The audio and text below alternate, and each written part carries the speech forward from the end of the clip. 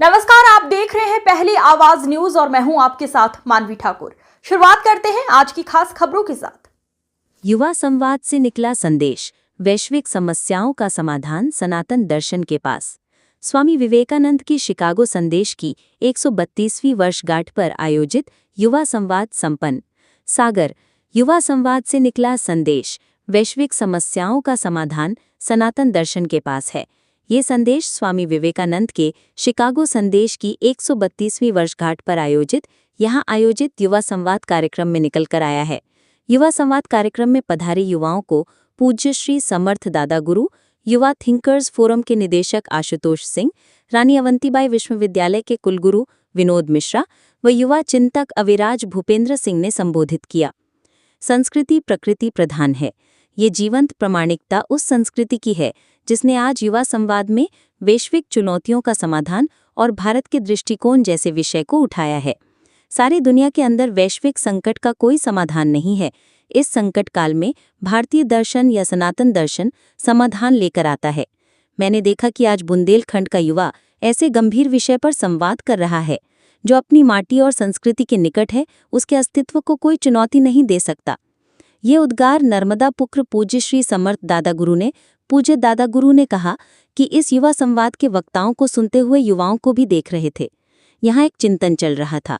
ये चिंतन समाज का संदेश हो जाए, एक सार्थकता हो जाए। निश्चित ही इससे जीवन बदलेगा और दुनिया को बदलने की सामर्थ्य भी होगी। ऐसे संवादों से निश्चित ही परिवर्तन आएगा। हमारा देश, जिसे देवधरा भारत कहते हैं, उसकी तरफ सारी दुनिया देख रही है कि आखिर ऐसी कौन सी शक्तियां हैं जो इन भयावह आपदाओं के दौर में भी भयमुक्त जीवन जी रहे हैं, बड़े आनंद के साथ रहते हैं। पूज्य दादा गुरु ने कहा कि हम विश्व को परिवार मानते हैं और परिवार के कल्याण की भावना सिर्फ हमारे भारतीय सनातन दर्शन में है। केवल भारत ही ऐसा देश है जहां ये बोला जाता है कि धर्म की जय हो, विश्व का कल्याण हो। भारत की संस्कृति जीवन को बनाने की मिसाइल है। संस्कृति व्यक्तित्व का निर्माण करती है, जीवन का बोध कराती है। हम जाति से अलग हो सकते हैं, लेकिन हमारी माटी एक है, धरा एक है। दुनिया में ऐसी कौन सी परंपरा और दर्शन है जो माटी को पूछता है? हमें गर्व है कि हम माटी का वंदन करते हैं, माटी को माँ कहते हैं। युवा संवाद की अध्यक्षता करते हुए रानी अवंतीबाई लोधी विश्वविद्यालय के कुलगुरु विनोद मिश्रा ने कहा कि सभी सुख, मन का सुख, बुद्धि का सुख और आत्मा का सुख का अध्ययन करके वैश्विक चुनौतियों का समाधान किया जा सकता है। पाश्चात्य दर्शन दूसरे देशों की अर्थव्यवस्था पर कब्जा करना चाहता है, जबकि भारतीय दर्शन विश्व कल्याण की बात करता है। आज दुनिया में आतंकवाद, गरीबी, जलवायु, स्वास्थ्य, रोजगार की समस्याएं हैं। ऐसे में वैश्विक समस्याओं के समाधान के लिए हमें मूल भाव के रूप में भारतीय दर्शन संस्कृति को समझना होगा। उन्होंने कहा कि पूंजीवाद लाभ तत्व पर आधारित है और पूंजीवाद का सबसे बड़ा दोष लाभ तत्व ही है। दूसरी तरफ समाजवाद व्यक्तिवादी दर्शन पर चलता है, जहां तानाशाही चलती है। ऋषि मुनि, महापुरुष और पंडित दीनदयाल उपाध्याय जी ने एकात्म भाव का दर्शन दिया है, जिसमें कोई संघर्ष नहीं है, समन्वय ही जीवन का आधार है। लेकिन जब राष्ट्र की बात होती है तो हमें संघर्ष करना ही पड़ेगा। ये संदेश हमें रामायण और महाभारत से ही मिलता है। युवा संवाद के मुख्य वक्ता आशुतोष जी ने कहा कि इस्लामिक व पश्चिमी विचार मोनोथियस्टिक है। उनके ईश्वर को जो नहीं मानते, उनके अनुसार वे पापी हैं। ऐसे में सह अस्तित्व की अवधारणा ही वहाँ नहीं है। यही आतंकवाद और धर्मांतरण जैसी समस्याओं की जड़ है। भारतीय अवधारणा में हर कोई दिव्य है। यहाँ सृष्टा और सृष्टि अलग नहीं है। सृष्टा ने ही स्वयं को सृष्टि रूप में प्रकट किया है। इसलिए हम सभी मतों के साथ सह अस्तित्व से रह सकते हैं। हम भारतीय हैं, ये कहने में उनको कुंठा महसूस होती थी। आज हम भारतीय हैं कहने में गर्व होता है। उन्होंने कहा कि आज का समय नैरेटिव बैटल का है। युद्ध के तरीके बदल गए हैं। खतरनाक डेटा वॉर, मीडिया वॉर चल रहा है। युवा जो कंटेंट उपयोग कर रहे हैं, उसके माध्यम से युद्ध लड़ा जा रहा है। उस कंटेंट को फिल्टर करना जरूरी है जिसमें एजेंडा छिपा होता है। आज हमारे शत्रु डीप स्टेट के रूप में आते हैं। सोशल जस्टिस, इक्वालिटी जैसे नामों पर रेवोल्यूशन की बात करेंगे। सोरोस के एनजीओ भ्रमित करते हैं, लेकिन हम रेवोल्यूशन वाले नहीं, सोल्यूशन वाले लोग हैं। उन्होंने कहा कि आज डेमोग्राफिक चेंज सबसे बड़ी चुनौती है। जब हम ही नहीं होंगे तो क्लाइमेट चेंज और अर्थव्यवस्था क्या कर लेगी। उन्होंने कहा कि विश्व कल्याण का विचार भारत के अलावा विश्व की किसी संस्कृति में नहीं। इसलिए शिकागो में विवेकानंद जी की बात पर पश्चिम दंग रह गया। इस्लामिक और क्रिश्चियन संस्कृतियों में धर्म परिवर्तन और कब्जा ही विचारधारा है। हमारा दर्शन वेदांत और अद्वैत पर आधारित युद्ध हमारी संस्कृति में सबसे अंतिम विकल्प है।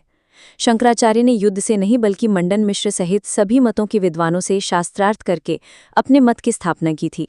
कार्यक्रम के आयोजक युवा चिंतक अविराज भूपेंद्र सिंह ने अपने स्वागत भाषण में कहा कि आतंकवाद, लव जिहाद व मिशनरीज गतिविधियों से धर्म परिवर्तन, टैरिफ और ट्रेड वॉर, अवैध ड्रग्स और शराब जैसी समस्याएं हमारे सामने चुनौती के रूप में हैं। इन चुनौतियों से निपटने के लिए हमारे पास प्रधानमंत्री श्री नरेंद्र मोदी जी के रूप में सक्षम नेतृत्व है। उन्होंने बताया कि अमेरिका की जॉइंट इकोनॉमिक कमेटी की एक रिपोर्ट में सामने आया कि वर्ष 2000 से 2018 के दौरान आतंकवाद के कारण विश्व को 70 लाख करोड़ का नुकसान हुआ है। भारत की नीति आतंकवाद के खिलाफ जीरो टॉलरेंस की है। अविराज सिंह ने बताया कि लव जिहाद जैसे तरीकों से हुए धर्म परिवर्तन के कारण देश के 200 जिलों की डेमोग्राफी में बदलाव आया है। 2012 में केरल के तत्कालीन मुख्यमंत्री ओमान चांडी ने आंकड़े रखे थे कि 2009 से 2012 की 3 सालों में सिर्फ केरल में 2000 हिंदू महिलाओं का इस्लाम में धर्म परिवर्तन किया गया। कार्यक्रम का आरंभ मां सरस्वती व स्वामी विवेकानंद जी के चित्रों के समक्ष दीप प्रज्वलन व पुष्प अर्पित करने से हुआ। वंदे मातरम व संघ गीत गाए गए। दीप प्रज्वलन के लिए अतिथि वक्ताओं के साथ पूर्व गृह मंत्री, खुरई विधायक श्री भूपेंद्र सिंह मंच पर आए और शेष पूरे कार्यक्रम में वे श्रोताओं के साथ बैठकर सभी के उद्बोधन सुनते रहे। कार्यक्रम के श्रोताओं में संघ के दायित्ववान स्वयंसेवक श्री सुनील देव, डर श्री गौरी शंकर चौबे, पूर्व गृह मंत्री खुरई विधायक श्री भूपेंद्र सिंह, जिला भाजपा अध्यक्ष श्याम तिवारी, महापौर श्रीमती संगीता सुशील तिवारी सहित बड़ी संख्या में जिले का प्रबुद्ध वर्ग, विचार परिवार के सदस्य, भाजपा पदाधिकारी, जनप्रतिनिधि, महाविद्यालयों और लगभग 2000 की संख्या में विश्वविद्यालयों से आए युवा छात्र छात्राएं उपस्थित रहे। बालकनी सहित पूरी क्षमता से भर चुके आयोजन स्थल सभागार में सैकड़ों अतिरिक्त कुर्सियां डाली गईं। सभागार परिसर में लगी बड़ी LED स्क्रीन पर भी सैकड़ों लोगों ने युवा संवाद को सुना। दिनांक 11/9/2025। तहसील रिपोर्टर रत्नेश जाटव, सागर। 2017 में उसका FCRA लाइसेंस रद्द कर दिया और ऐसे ही 2014 के बाद केंद्र सरकार ने अनेक फॉरेन कंट्रीब्यूशन रेगुलेशन एक्ट के लाइसेंस रद्द किए हैं।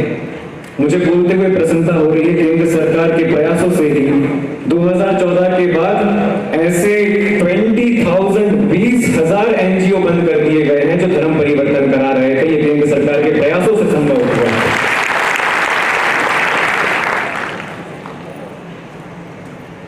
तो हम सभी को मिलकर इस चुनौती का सामना करना है।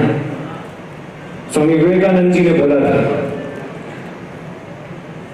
उन्होंने हमें संदेश दिया था कि अगर किसी भी हिंदू का धर्म परिवर्तन हो रहा है, अगर किसी भी हिंदू का धर्म परिवर्तन हो रहा है तो एक हिंदू कम नहीं हो रहा है बल्कि एक शत्रु बढ़ रहा है, बल्कि एक शत्रु बढ़ रहा है। यह स्वामी विवेकानंद जी ने हमें संदेश दिया। और 2020 में केंद्र सरकार ने FCRA एक्ट को 2020 में अमेंडमेंट भी किया और उसमें एक नया रूल लाया गया कि अगर किसी भी NGO को फॉरेन फंडिंग लेनी है, विदेश से फंडिंग लेनी है, तो पहले किस लिए आपको फंडिंग चाहिए ये घोषित करना पड़ेगा और मिनिस्ट्री ऑफ होम अफेयर्स से, होम मिनिस्ट्री से आपको अप्रूवल लेना होगा।